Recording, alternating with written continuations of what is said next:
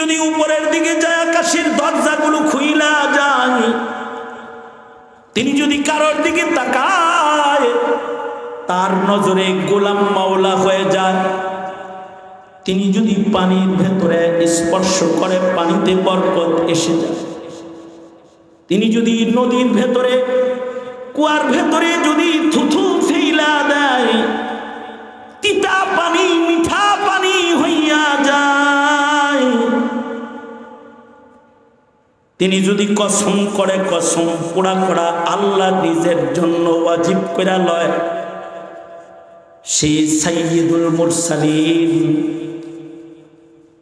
যে নবীকে আল্লাহ তাআলা রুবুবিয়্যতের শানের পরে যার মাকামে নবুওয়াত খাতমে নবুওয়াত, সেই পয়গম্বরের ঘর গণভবনের মতো বড় কোনো ঘর নয়, বঙ্গভবনের মতো বড় কোনো বাড়ি নয়।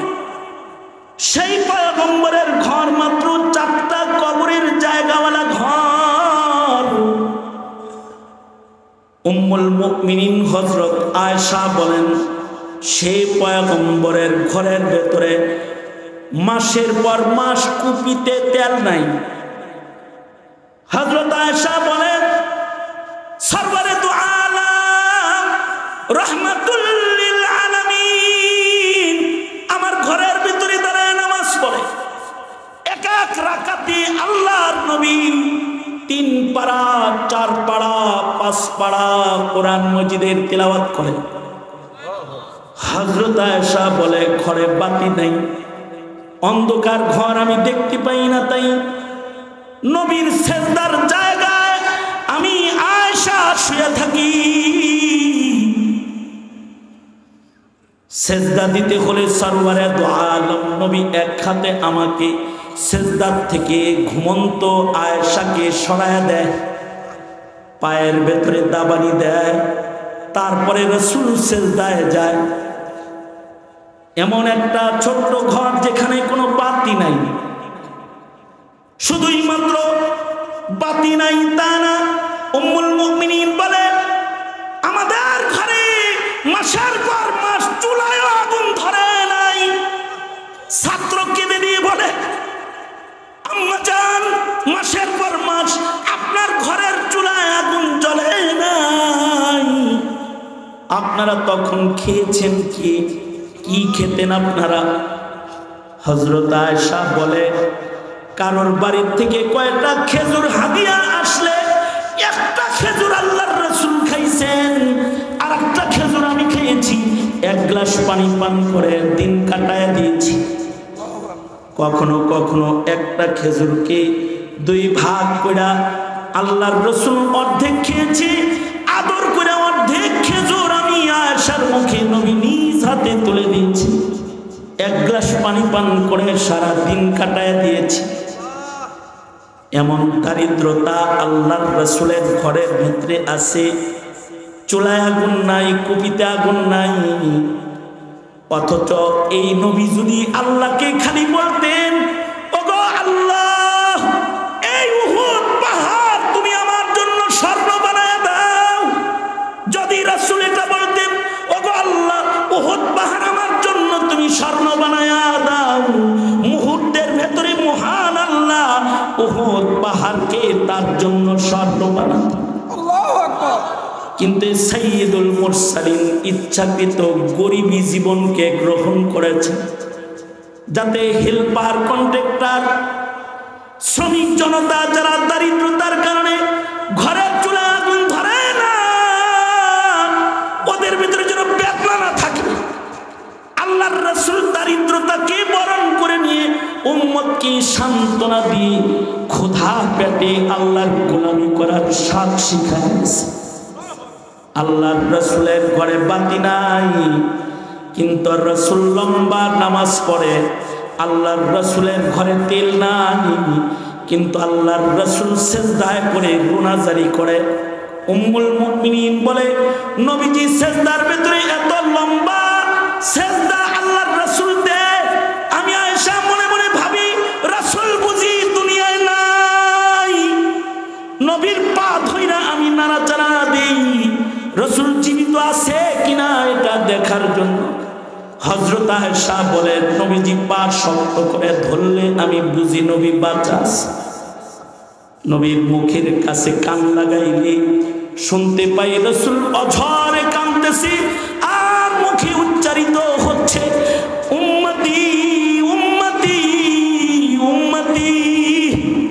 ওগো আল্লাহ, ফিতনার জমানায় আমার উম্মত যেন ধ্বংস না হয়ে যায়, আমার উম্মতের ঈমান যেন নষ্ট না হয়, ময়দানে মাহশারে আমার উম্মত যেন আমার চোখের সামনে দোজখের আগুনে পইরা না যায়।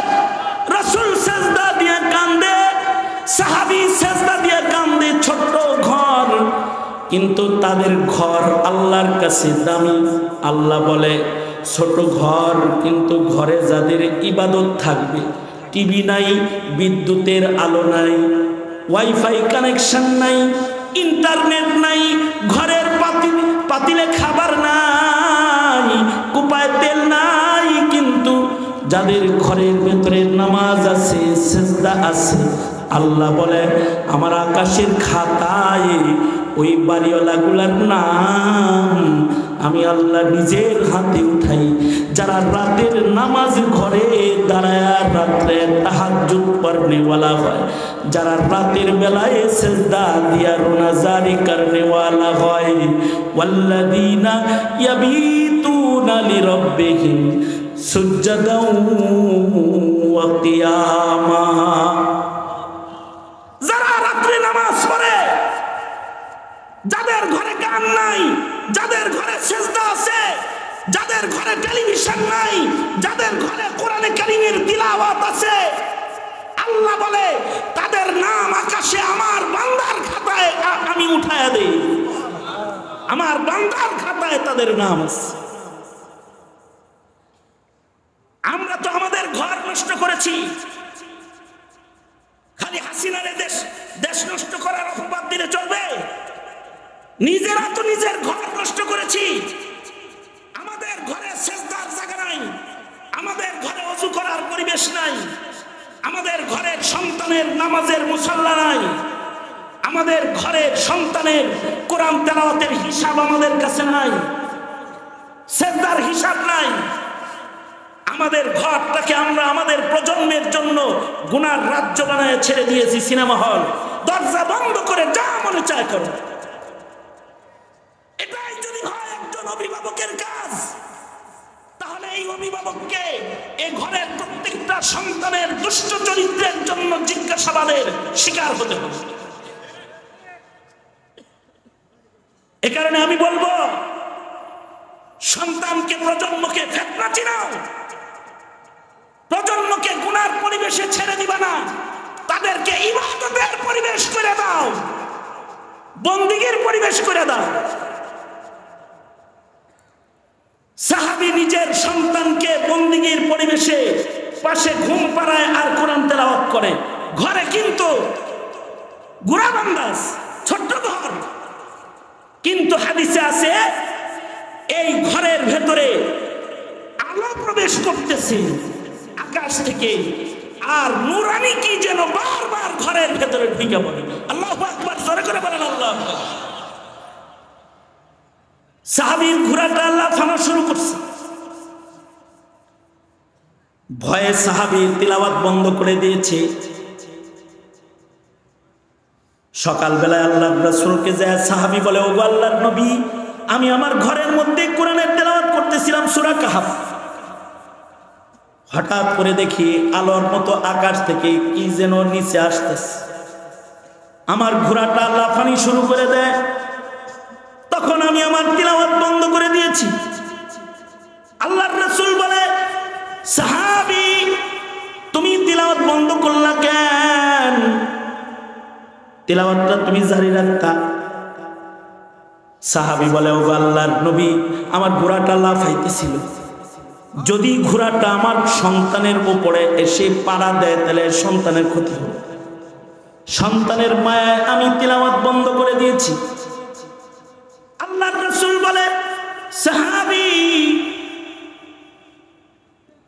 তুমি যদি তিলাওয়াত বন্ধ না করতা নবী কি খুশ খবর দিতেছে, তুমি যদি ঘরের ভেতরে তিলাওয়াত বন্ধ না করতা আর যদি ঘরে সূরা কাহাফ পড়তে থাকতা